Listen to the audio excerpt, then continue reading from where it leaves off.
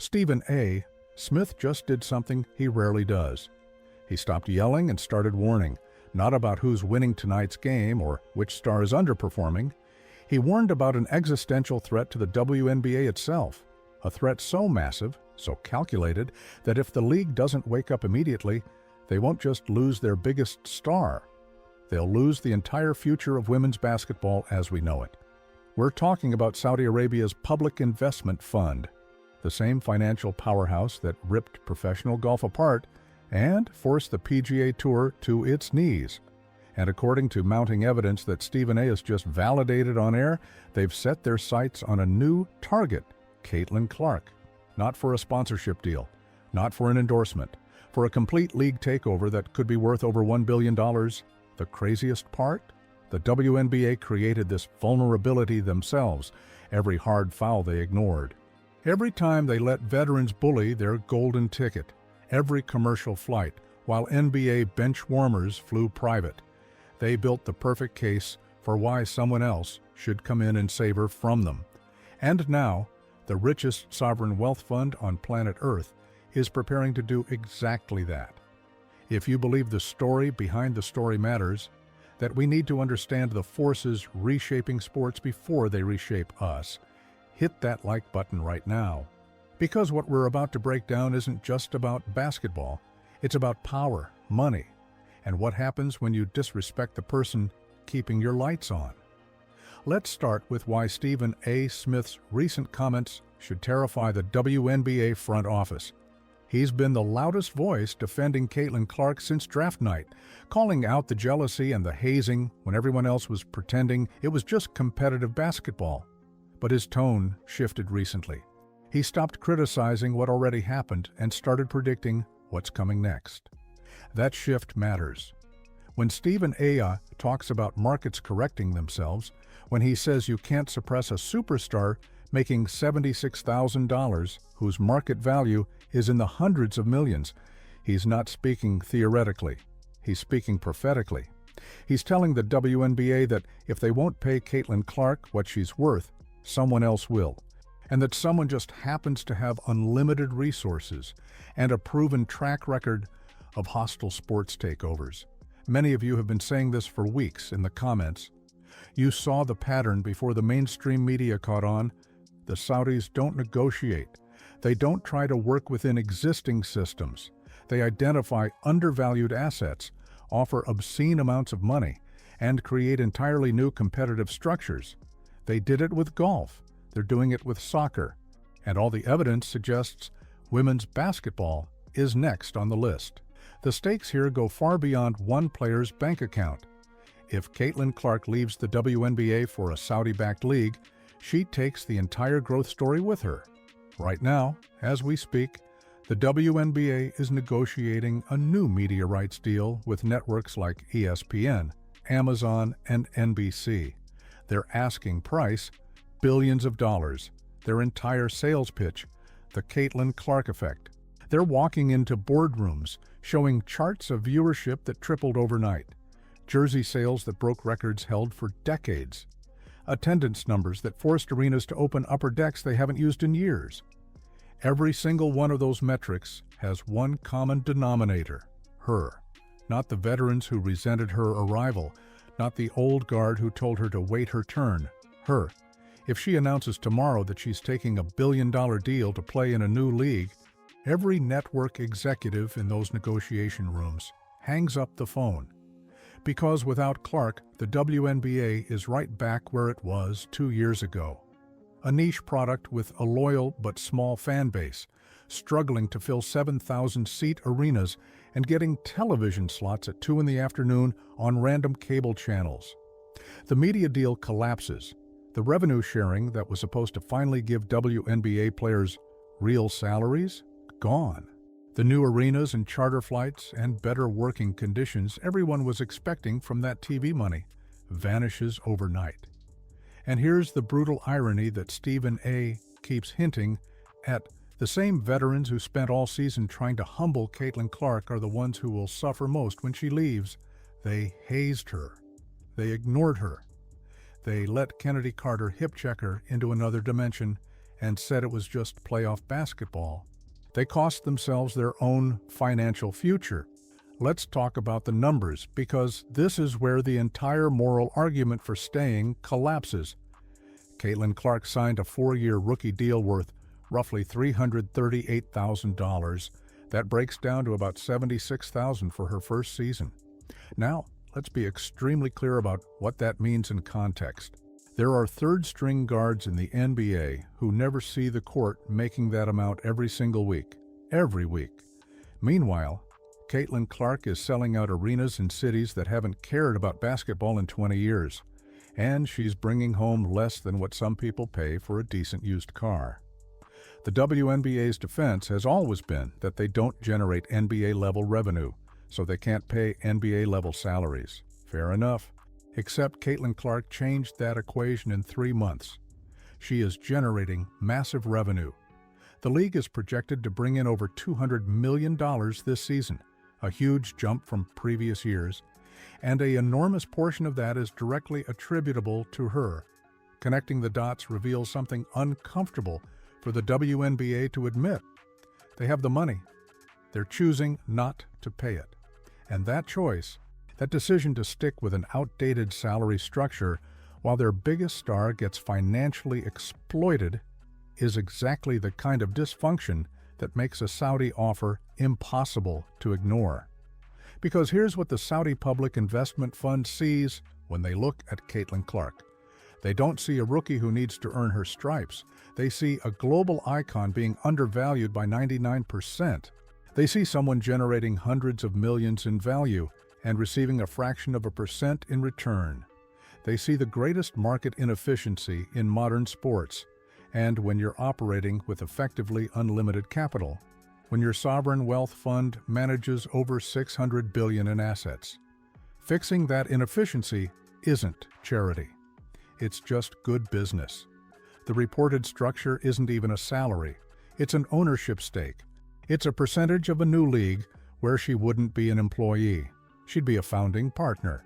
We're getting into rumor territory, but multiple sources are suggesting the offer would include an upfront payment in the hundreds of millions, plus equity in the league structure, plus performance bonuses that dwarf anything the WNBA could legally offer under their current collective bargaining agreement. Put that next to $76,000 and tell me, with a straight face, that loyalty to a league that didn't protect you should win that argument. The WNBA is standing at the edge of a cliff, and they're the ones who walked themselves there. Every time Diana Taurasi went on television and told Caitlin Clark that reality was coming.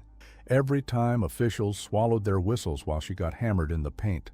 Every time her teammates stood around and watched her get bullied instead of stepping in. They were building the exit ramp, Stephen A. Smith warned them. He screamed it on national television. Protect your star or lose her, pay her what she's worth, or someone else will. Stop the hazing, or she'll find somewhere she's appreciated. They didn't listen, and now the bill is coming due. Here's where this gets even more calculated. A league can't survive on one player alone. You need rivalries. You need storylines. You need a supporting cast that makes the entire production work. This is where the Sophie Cunningham rumors enter the equation, and why they reveal the sophistication of this entire operation. Drop a comment right now with your honest answer. Would you watch a breakaway league featuring Caitlin Clark and Sophie Cunningham? Or would you stick with the WNBA? Because your answer to that question might literally decide the future of professional women's basketball. The league is watching social media sentiment right now, trying to calculate if they have any leverage left. Why Sophie Cunningham specifically? Why not Aja Wilson or Breanna Stewart? The answer is brutally strategic, marketability, and demographics. Sophie has built a massive social media following, not just for her three-point shooting, but for her entire brand. She understands the content game. She has that crossover appeal that advertisers pay premium rates to access. If you're building a new league from scratch, you're not just looking for the best players. You're looking for the most marketable personalities who can sell tickets in Dubai, London, Tokyo, and New York. A partnership between Clark and Sophie Cunningham covers every demographic you need. You have the generational talent, you have the charismatic enforcer, you have the perfect chemistry for a rivalry or a partnership, depending on how you structure the format.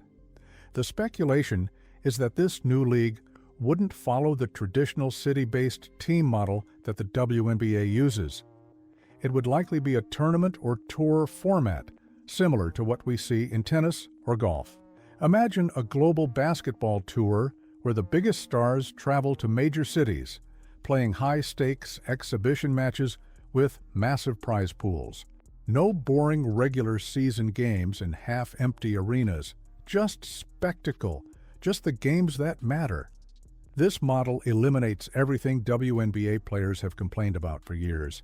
No back-to-back road trips on commercial flights. No playing in front of 3,000 people on a Tuesday night. You play maybe 20 games a year, all of them in sold-out venues, all of them broadcast globally, all of them with production value that matches the talent on the court. And here's the really dangerous part for the WNBA. This model steals the casual fan. The hardcore WNBA supporters might stick around out of principle, but the millions of new viewers who only started watching because of Clark, they're going wherever she goes. If she's playing basketball on the moon, they'll figure out how to watch it there. Let's connect this to the broader pattern, because the Saudis have run this exact playbook before. Remember LIV Golf? For decades, the PGA Tour controlled professional golf completely. They set the schedule. They controlled the purses. They had all the leverage. Then Saudi Arabia's public investment fund stepped in with a simple offer: take hundreds of millions of dollars just to show up. The media lost their minds. They called it sports washing. They questioned the morality of players taking Saudi money. They said it would destroy the integrity of professional golf. Phil Mickelson and Dustin Johnson took the deals anyway. And you know what happened? After 18 months of outrage and hand-wringing, the PGA Tour merged with LIV Golf. The Saudis won. They didn't win by building a better product.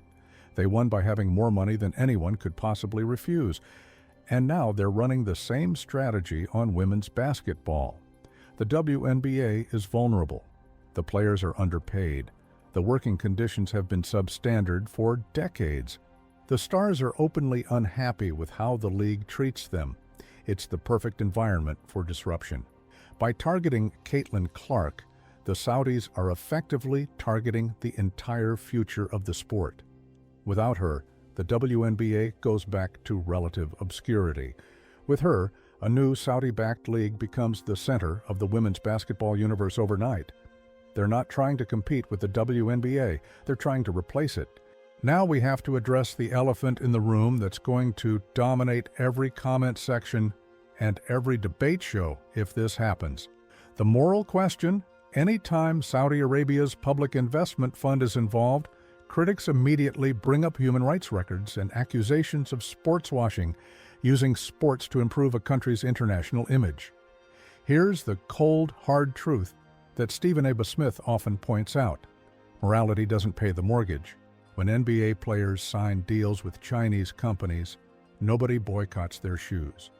When golfers took the Saudi money, the outrage lasted about 6 months before everyone got used to it. For female athletes, the moral dilemma is even more complex because they've been financially starved for so long. Can we really judge a WNBA player for taking a $10 million check when her current employer values her at $76,000? The fans might be divided online, but history shows that fans follow the talent. If Clark is playing basketball anywhere, people will tune in to watch. The outrage is temporary, the generational wealth is permanent. What makes this rumor particularly credible is what we're not hearing. Usually when a crazy story like this surfaces, agents and teams immediately shut it down to avoid distractions. But we haven't heard denials. Clark's team hasn't said no. Sophie Cunningham's camp is silent. The WNBA hasn't issued any statements reassuring fans that their stars are staying put. In the sports world, silence is usually confirmation that negotiations are happening. They can't announce anything until deals are finalized or the season ends, but the lack of denial speaks volumes. They're either using this offer as leverage to force the WNBA to restructure salaries immediately, or they're already planning their exit strategy. And consider the timing. The WNBA season is grueling. The physical toll is enormous. The travel is brutal. As the season wears on and Clark continues to get hammered by veterans who resent her success, the allure of a private jet, a billion-dollar backing, and respect becomes harder to resist by the day. So where does this leave us? We're standing at the edge of the biggest shift in women's sports history. Stephen Hiambais Smith has laid out the warning clearly. The WNBA had every opportunity to embrace their future. They chose jealousy over strategy. They chose tradition over evolution. They chose protecting veteran egos over protecting their most valuable asset. The rumored billion-dollar Saudi offer, potentially featuring Clark and Sophie Cunningham, isn't just a payday, it's a revolution. It's a message that if traditional systems won't pay women what they're worth, someone else will, and that someone has deeper pockets than anyone in American sports can match. The question isn't whether Clark will leave. The question is when. And when that press conference happens, when the dollar amount gets revealed, when we see her holding up a jersey that doesn't say Fever on it, the entire landscape of basketball changes forever. The WNBA will have no one to blame but themselves. If this story sounds like the beginning of something massive, you need to subscribe and turn on notifications right now, because we're tracking every development, every rumor, and every sign that this deal is moving forward. The next video is going to break down exactly what the WNBA can do in the next 30 days to prevent this. If it's even possible at this point, you don't want to miss that. This is the future unfolding in real time, and we're going to be here to document every second of it.